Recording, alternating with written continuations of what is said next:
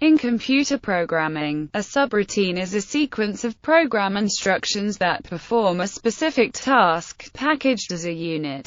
This unit can then be used in programs wherever that particular task should be performed. Subprograms may be defined within programs, or separately in libraries that can be used by multiple programs. In different programming languages, a subroutine may be called a procedure, a function, a routine, a method, or a subprogram. The generic term callable unit is sometimes used. As the name subprogram suggests, a subroutine behaves in much the same way as a computer program that is used as one step in a larger program or another subprogram. A subroutine is often coded so that it can be started several times and from several places during one execution of the program, including from other subroutines, and then branch back to the next instruction after the call once the subroutine's task is done. Maurice Wilkes, David Wheeler, and Stanley Gill are credited with the invention of this concept, which they termed a closed subroutine, contrasted with an open subroutine or macro.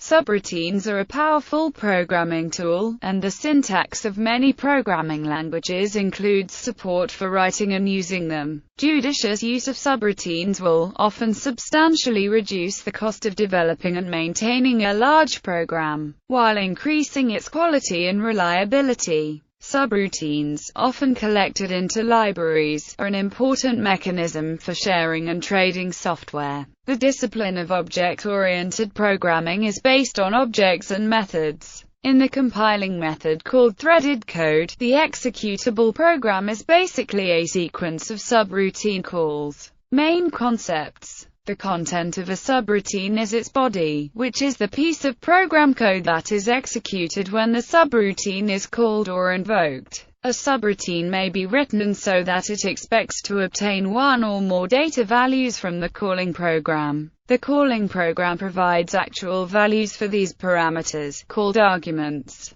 Different programming languages may use different conventions for passing arguments. The subroutine may return a computed value to its caller, or provide various result values or output parameters. Indeed, a common use of subroutines is to implement mathematical functions, in which the purpose of the subroutine is purely to compute one or more results whose values are entirely determined by the parameters passed to the subroutine. A subroutine call may also have side effects such as modifying data structures in a computer memory, reading from or writing to a peripheral device, creating a file, halting the program or the machine, or even delaying the program's execution for a specified time. A subprogram with side effects may return different results each time it is called, even if it is called with the same arguments. An example is a random number function, available in many languages, that returns a different pseudo-random number each time it is called. The widespread use of subroutines with side effects is a characteristic of imperative programming languages. A subroutine can be coded so that it may call itself recursively, at one or more places, to perform its task. This method allows direct implementation of functions defined by mathematical induction and recursive divide-and-conquer algorithms. A subroutine whose purpose is to compute one Boolean-valued function is sometimes called a predicate. In logic programming languages, often all subroutines are called predicates, since they primarily determine success or failure. For example, any type of function is a subroutine but not main that makes up the subroutine. Assign an identifier to the subroutine. Specify the names and data types of its parameters and return values. Provide a private naming scope for its temporary variables. Identify variables outside the subroutine that are accessible within it. Call the subroutine. Provide values to its parameters. Specify the return values from within its body. return to the calling program, dispose of the values returned by a call, handle any exceptional conditions encountered during the call, package subroutines into a module, library, object, class, etc. Some programming languages, such as Pascal, Fortran, Ada and many dialects of BASIC, distinguish between functions or function subprograms, which provide an explicit return value to the calling program, and subroutines or procedures, which do not. In those languages, function calls are normally embedded in expressions. Procedure calls either behave syntactically as statements or are explicitly invoked by a statement such as call or GOSUB. Other languages, such as C and Lisp, do not distinguish between functions and subroutines. In strictly functional programming languages such as Haskell, subprograms can have no side effects, which means that various internal states of the program will not change. Functions will always return the same result if repeatedly called with the same arguments. Such languages typically only support functions, since subroutines that do not return a value have no use unless they can cause a side effect. In programming languages such as C, C++, and C#, subroutines may also simply be called functions, not to be confused with mathematical functions or functional programming, which are different concepts. A language's compiler will usually translate procedure calls and returns into machine instructions according to a well-defined calling convention, so that subroutines can be compiled separately from the programs that call them. The instruction sequences corresponding to call and return statements are called the procedure's prologue and epilogue. Advantages.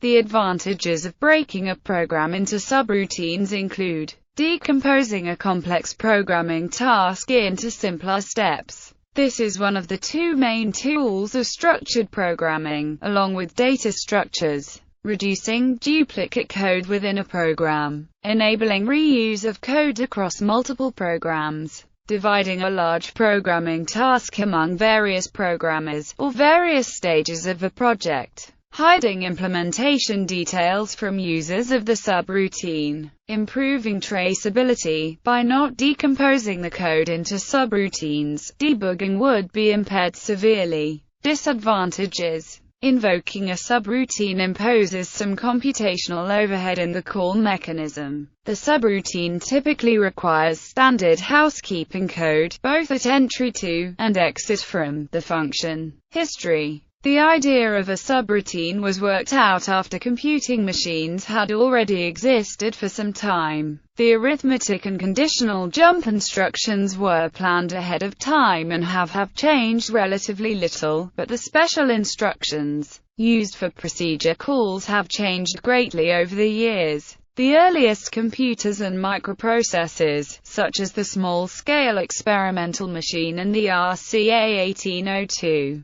did not have a single subroutine call instruction. Subroutines could be implemented, but they required programmers to use the call sequence, a series of instructions, at each call site. Some very early computers and microprocessors, such as the IBM 1620, the Intel 8008, and the PIC microcontrollers, have a single instruction subroutine call that uses dedicated hardware stack to store return addresses. Such hardware supports only a few levels of subroutine nesting, but can support recursive subroutines. Machines before the mid-1960s, such as the UNIVACR, the PDP-1, and the IBM 1130, typically use a calling convention which saved the instruction counter in the first memory location of the called subroutine. This allows arbitrarily deep levels of subroutine nesting, but does not support recursive subroutines. The PDP-11 is one of the first computers with a stack-pushing subroutine call instruction. This feature supports both arbitrarily deep subroutine nesting and also supports recursive subroutines. Language support. In the very early assemblers, subroutine support was limited. Subroutines were not explicitly separated from each other or from the main program, and indeed the source code of a subroutine could be interspersed with that of other subprograms. Some assemblers would offer predefined macros to generate the call and return sequences. By the 1960s, assemblers usually had much more sophisticated support for both inline and separately assembled subroutines that could be linked together. Subroutine libraries. Even with this cumbersome approach, subroutines proved very useful. For one thing, they allowed the same code to be used in many different programs. Moreover, memory was a very scarce resource on early computers, and subroutines allowed significant savings in program size. In many early computers, the program instructions were entered into memory from a punched paper tape. Each subroutine could then be provided by a separate piece of tape, loaded or spliced before or after the main program, and the same subroutine tape could then be used by many different programs. A similar approach was used in computers whose main input was through punched cards. The name subroutine library originally meant a library, in the literal sense, which kept indexed collections of such tapes or card decks for collective use. Return by indirect jump. To remove the need for self-modifying code, computer designers eventually provided an indirect jump instruction, whose operand, instead of being the return address itself, was the location of a variable or processor register containing the return address. On those computers, instead of modifying the subroutine's return jump, the calling program would store the return address in a variable so that when the subroutine completed, it would execute an indirect jump that would direct execution to the location given by the predefined variable. Jump to subroutine. Another advance was the jump to subroutine instruction, which combined the saving of the return address with the calling jump, thereby minimizing overhead significantly. In the IBM System 360, for example, the branch instructions BAL or BALR, designed for procedure calling, would save the return address in a processor register specified in the instruction. To return, the subroutine had only to execute an indirect branch instruction through that register. If the subroutine needed that register for some other purpose, it would save the register's contents to a private memory location or a register stack. In systems such as the HP 2100, the JSB instruction would perform a similar task, except that the return address was stored in the memory location that was the target of the branch. Execution of the procedure would actually begin at the next memory location. In the HP 2100 assembly language, one would write, for example, JSB MYSUBBB, to call a subroutine called MYSUB from the main program. The subroutine would be coded as MYSUB not AA. JMP MYSUB. Either JSB instruction placed the address of the next instruction into the location specified as its operand, and then branched to the next location after that.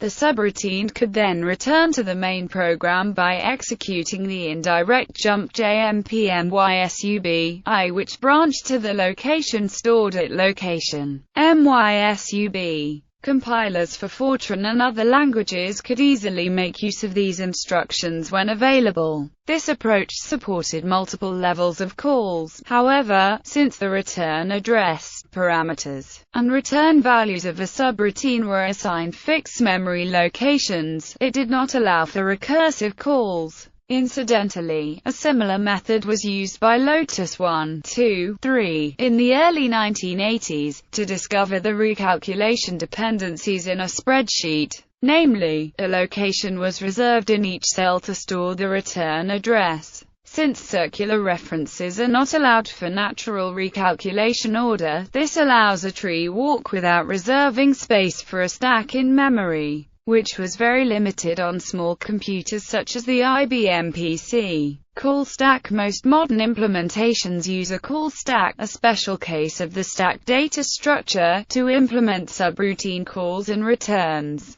Each procedure call creates a new entry, called a stack frame, at the top of the stack when the procedure returns. its stack frame is deleted from the stack, and its space may be used for other procedure calls. Each stack frame contains the private data of the corresponding call, which typically includes the procedure's parameters and internal variables, and the return address. The call sequence can be implemented by a sequence of ordinary instructions and very long instruction word architectures. But many traditional machines designed since the late 1960s have included special instructions for that purpose. The call stack is usually implemented as a contiguous area of memory. It is an arbitrary design choice whether the bottom of the stack is the lowest or highest address within this area, so that the stack may grow forwards or backwards in memory. However, many architectures chose the latter. Some designs, notably some fourth implementations, use two separate stacks, one mainly for control information and the other for data.